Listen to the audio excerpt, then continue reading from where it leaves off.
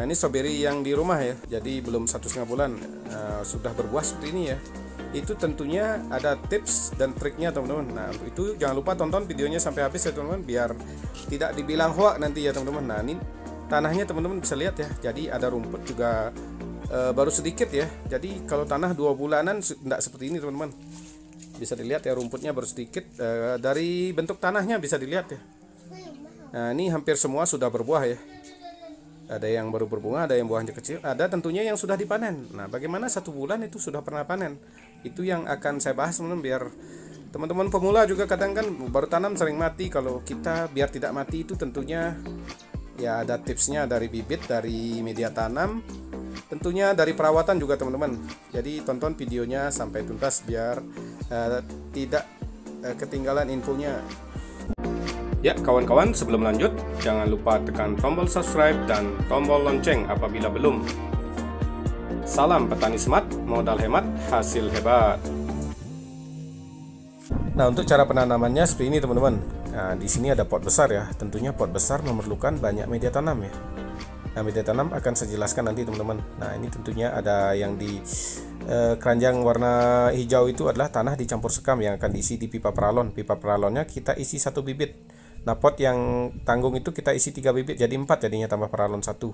Kalau pot yang besar kita isi 4 bibit bawahnya, jadi paralon 1 jadi 5. Ini bibitnya teman-teman. Ya teman-teman, kalau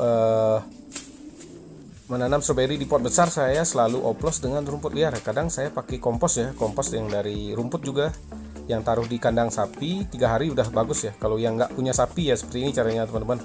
Karena dikomplain ya banyak yang nggak punya sapi, bagaimana caranya ya, langsung kita taruh di bagian bawah. Ini sekali lagi untuk pot besar teman-teman. Kalau pot kecil kan kita tidak perlu memakai media tanam yang banyak ya, jadi kita bisa pakai tanah dicampur sekam aja. Kalau ini saya biar tidak beli, jadinya kita juga, yang kedua kita bisa memanfaatkan rumput liar yang seharusnya tidak berguna ini jadi berguna seperti itu. Jadi kita bisa membuat tabulan pot yang banyak dengan cara seperti ini teman-teman. Nah, ini saya taruh di bagian bawah ya. Ini juga saya injak-injak ya, biar tidak kalau dia busuk nanti jadi akan lebih sedikit ya. Kalau kita injak-injak kan dia lebih rapat, jadi kita bisa banyak mengisi ya, karena rumput nanti akan busuk. Setelah busuk dia jumlahnya akan menjadi sedikit. Nah, setelah itu bagian atasnya kita isi campuran tanah dengan sekam atau kohi ayam pedaging atau ayam boiler ya, seperti ini. Diinjak-injak juga teman-teman. Nah, itu tanah 1:1 teman-teman. Yang terakhir saya isi sekam yang udah difermentasi, karena ini tanpa campuran yang di atasnya. Ini tujuannya sekam tanpa campuran yang udah difermentasi biar jarang tumbuh rumput ya teman-teman. Kalau sekam ini kan tidak tumbuh rumput ya. Kalau tanah kemungkinan ada tumbuh rumputnya teman-teman. Nah, seperti ini kira-kira media tanamnya. Nah teman-teman, untuk di pot besar begini cara penanamannya ya. Kita siapkan pipa paralon. Ini kebetulan pipa paralon bekas dan bolong, saya plester pakai isolasi ya. Nah, ini kita akan isi media tanam tanah dicampur sekam ya. Nah, sekamnya 1:1,5. Jadi sekamnya 1, tanahnya 1,5 seperti itu teman-teman. Saya selalu memakai tanah agar kita tidak perlu fermentasi ya. Fermentasi pupuk kalau udah dicampur tanah jadi aman teman-teman. Nah, kita isi seperti ini teman-teman. Jadi di paralon ini kita isi 1, di pot yang agak tanggung ini kita isi 3, jadi 4 pohon. Kalau potnya yang besaran kita isi 4, paralon 1 jadi 5 kalau pot besar. Itu dengan posisi yang ideal. Nah, ini yang penting teman-teman. Bibit yang akarnya banyak inilah yang akan cepat berbuah, apalagi yang sudah berbunga ya, nggak usah dihitung yang berbunga. Kalau bibit yang akarnya banyak seperti ini, cepat sekali dia berbuah karena dia langsung hidup. Beda dengan bibit yang kita beli dengan akar yang sedikit, kadang dia bisa mati atau hidup pun dia berkembangannya lama. Kalau akarnya sudah banyak seperti ini yang akan cepat berkembang. Jadi kita bisa langsung kasih pupuk dengan aturan yang subur. Jadi kalau bibit yang baru yang kecil-kecil, kalau salah ngasih aturan pupuk dia bisa mati teman-teman. Nah, yang di atas nanamnya seperti itu ya, gampang. Kalau yang di bawah begini cara menanamnya untuk di pot besar teman-teman. Jadi kita baru petik dari sulur ya teman-teman.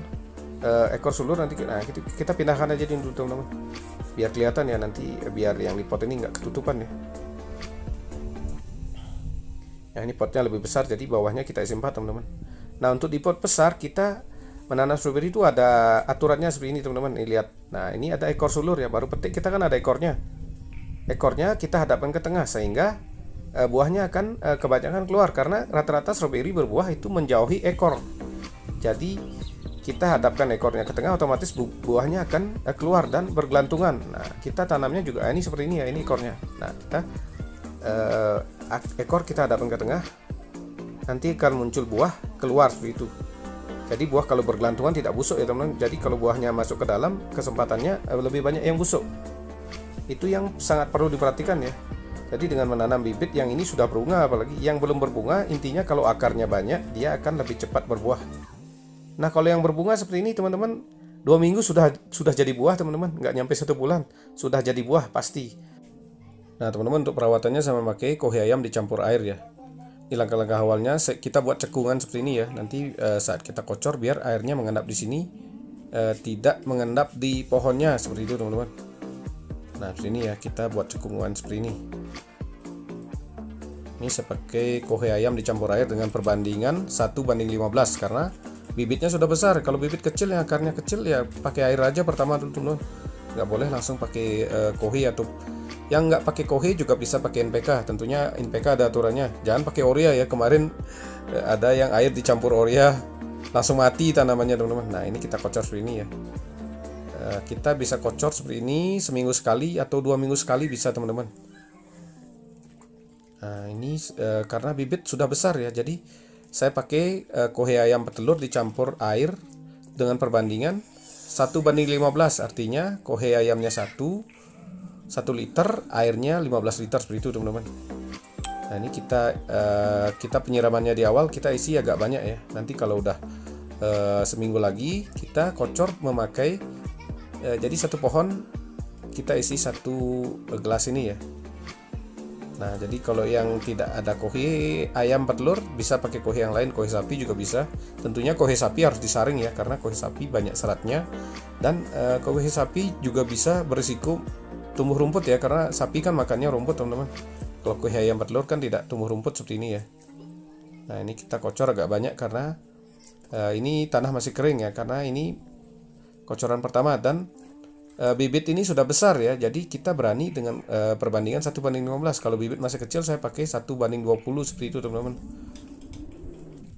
Jadi ini bisa dilihat ya, kalau bibit yang sudah berbunga seperti ini 2 minggu sudah berbuah. Jadi nggak sampai 1 bulan ya. Kalau saya bilang 1 bulan banyak yang nggak percaya, ini 2 minggu udah pasti. Nanti 2 minggu lagi kita akan share perkembangannya teman-teman. Nah seperti apa nanti pohonnya 2 minggu lagi ya. Dijamin ya. Kalau ini itu dah yang penting, akar itu harus banyak. Kalau bibitnya kita menanam biar risiko matinya tidak ada. Ini hampir tidak pernah mati ya. Kalau bibit yang akarnya sedikit masih berisiko mati seperti itu teman-teman. Nah ini juga kita kocor tanaman lain dengan seperti ini sistemnya juga teman-teman. Semua tanaman saya pakai sistem kocor seperti ini ya. Jadi sangat gampang. Ya teman-teman, seperti itulah kira-kira tipsnya bagaimana caranya menanam stroberi biar cepat berbuah. Tentunya dengan akar yang bagus, yang akarnya yang banyak, jangan pakai akar yang sedikit ya. Apalagi yang sudah berbuah seperti ini, yang sudah berbunga bibitnya, jadi dalam waktu 2 minggu sudah berbuah. Nah teman-teman, saya lebih suka memakai pot besar ya daripada polybag kecil ya. Ini kan juga termasuk besar. Kalau yang besar kita bisa siram air, maksudnya 2 hari sekali di musim panas. Kalau pakai pot besar yang seperti yang tadi teman-teman bisa 3-4 hari ya, karena saya sering tinggal ke Denpasar ya. Maksudnya siram air ya, bukan kocor pakai pupuk ya. Kalau pupuknya tetap biasanya ya rata-rata seminggu sekali atau paling telat ya 2 minggu sekali seperti itu teman-teman. Jadi biar menjaga biar tanamannya tetap subur ya. Ya sekian dulu videonya teman-teman, sampai jumpa di video selanjutnya.